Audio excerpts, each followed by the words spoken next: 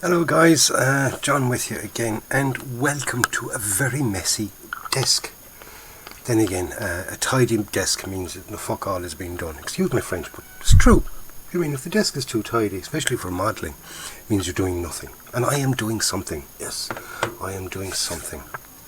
I'm tidying up at the moment because because a little bit too much of a mess, and I don't want to go spilling over anything while I go showing you what I've done.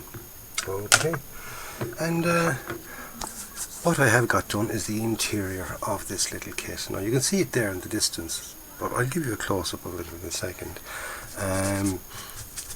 And I'll tell you, I really enjoyed doing the interior of this. It's just, it just worked out really, really nice. Oh, you can see it there in the dark, but there we go, there's a light on it.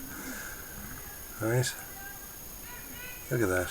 Isn't that absolutely gorgeous? Now, I'm not saying my work is absolutely gorgeous. My work might be actually quite crappy. It wouldn't surprise me if it was quite crappy.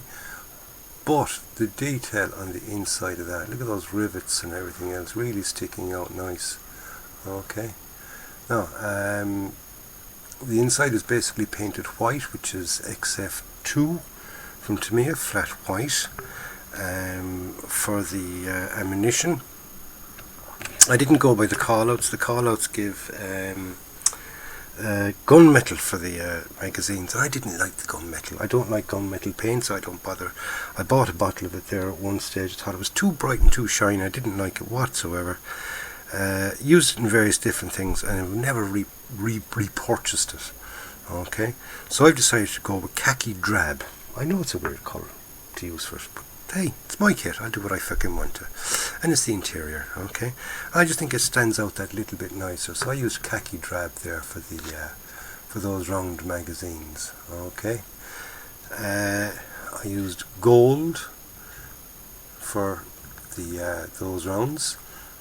Purely don't have brass and gold is basically the same freaking colour. Not the same thing. Pity it wasn't, because I've loads of brass bits and pieces around the house, and I fuck all gold bits and pieces around the house, as in real brass and real gold. I'd love if my brass pieces were real gold. I'd be a millionaire. And but anyway, I digress. Flat black then for the steering wheel there, and a few more of the other pieces that are showing up in black, some of the wiring and that kind of thing. I had to make up my own colour really for the engine. Okay, it's just a mixture of black, white and a small bit of XF88, which is the dark yellow, and I ended up with a kind of a darkish grey, kind of a darkish greyish colour really, is the only way to describe it. And then on the exhausts and the other things there that are in there, I used a bit of dark copper, but I did a base of that my chipping colour, which is, as you know, is a mixture of dark iron and red brown. Not red brown, but NATO brown. There we go, NATO brown. And did that on first, and while it was still wet, I went over it then with this one here, which is XF28 dark copper. Okay, and that's how I've ended up with my with my exhausts. Okay, now it looks a bit shiny. That's really because it's still wet. Okay, it is still wet. I just did it just before I pop the engine into it. Glued up all the sides. Actually no, before I glued up all the sides, I did a black wash inside in it, and I used it sort of pretty heavy on the base part of it, light enough on the walls, cleaned it off as you saw there. I was throwing away some of these there at the start.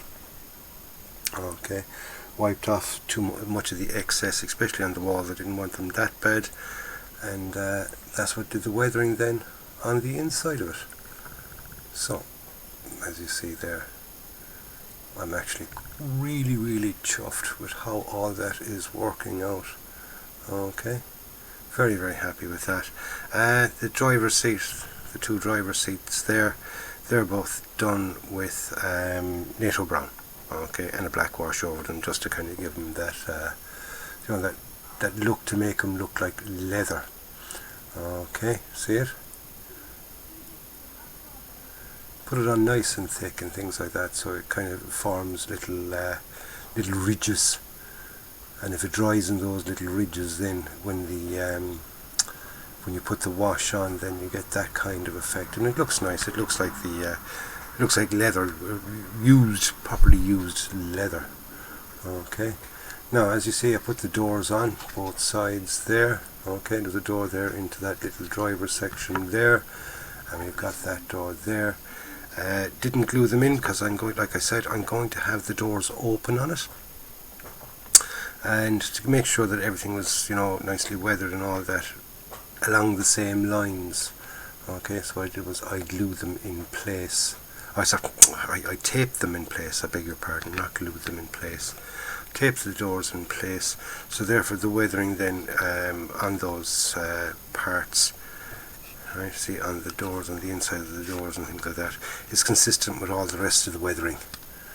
Okay, because sometimes you'd weather, say, interior, and if you did it in separate pieces, you might inadvertently weather, say, one panel just that little bit more than the other, and then when you put the whole lot together, it just doesn't blend in, doesn't look right. So just a handy little tip there. Paste it. I often meant to paste things. Bit of Tamiya tape, stick all your parts together, and then weather the whole lot as one. So therefore makes it look that little bit easier. Now it does sort of, when you go then to gluing it on, you are going to end up with nasty dirty marks on your kit, because well, with me I am anyway, because I use oil paint when I do for my washes. Okay, a mixture of oil paint and white spirit.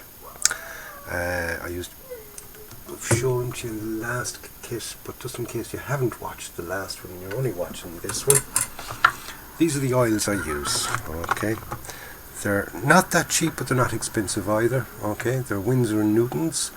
Over here in Ireland, they work out at about €5, which is about, say, $4.20, $4.30 sterling. Be about, what, $5.50 thereabouts US. So whatever you pay for them, I do not know, but that's what they cost over here. About a $5 a pop. Winsor and Newton oil colours. These are the ones I have in my little stash of 4. I have black, I have yellow ochre, burnt sienna, and titanium white. Okay, and they're the colours that I use, and I use them for the you know, streaking, filtering, use them for washes, the whole lot.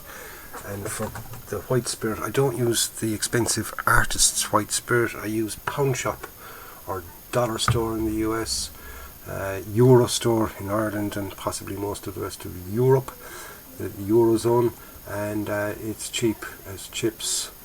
White spirit, you buy a ½ litre of it for £1.50, and I'm sure that if you've got to sort of get it regularly in your garage and things, if you're doing a bit of painting, you could buy even, say, a big 5 litre drum of it cheaper again. Okay, so simple as that. That's all I use. I use the cheap parts and things like that. And for cleaning off, then Johnson's cotton buds. Yes, I splashed out, and I'm using the good ones, the good Johnson's cotton buds. Absolutely fabulous. So that's it, lads. That's the interior.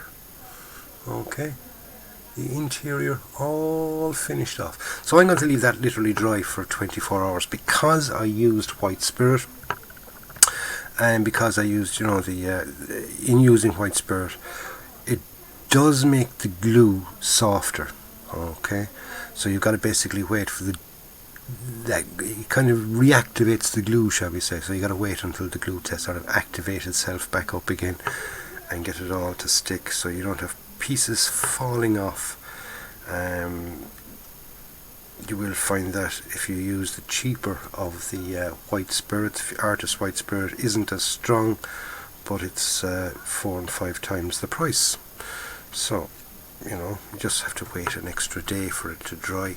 It will do it. It'll sort of seal itself all back up again when the white spirit sort of wears off and the glue reactivates itself.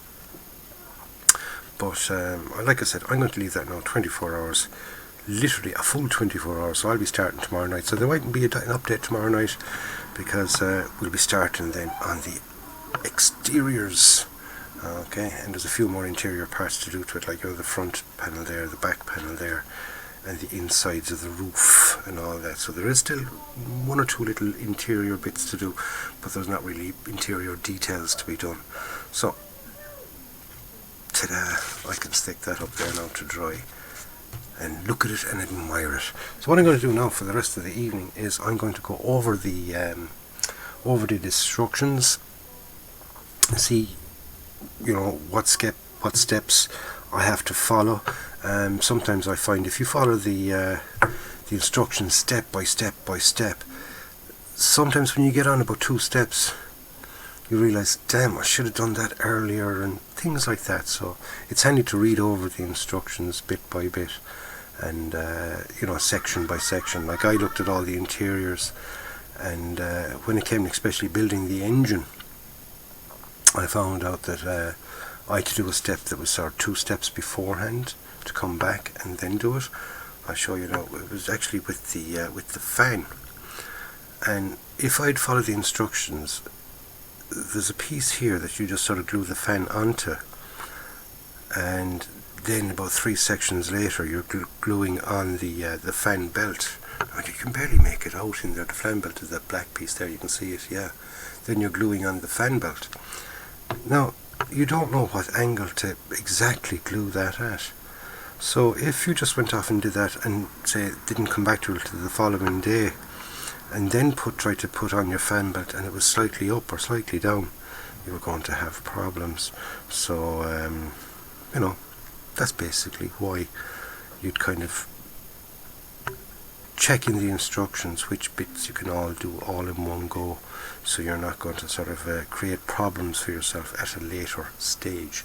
So anyway, that's it for this update. I hope you all learned something from it, and if not, then, well, tough, you just wasted, what, 12 minutes watching me babble on about interiors and washes and rubbish. So anyway, lads, thank you very much for taking time out to watch this video. Don't forget, always nice to see comments. Don't forget to subscribe to the channel if you have not already subscribed, and if you have, thank you very much, I do appreciate it. And don't forget to give it the old thumbs up as well, and hit the bell so you'll be notified as soon as I upload the next video in this little series on the Panzesspahwagen P204. Is that 204? Yeah, the P204F. The little scout car. Okay, from Panhard. Okay, I'll catch you on the next one, lads. Stay safe. Bye bye. And oh yeah, go out and buy yourself a kit. You build it and you enjoy it. And stop relying on me for your enjoyment. Okay, lads, catch you on the next one. Bye.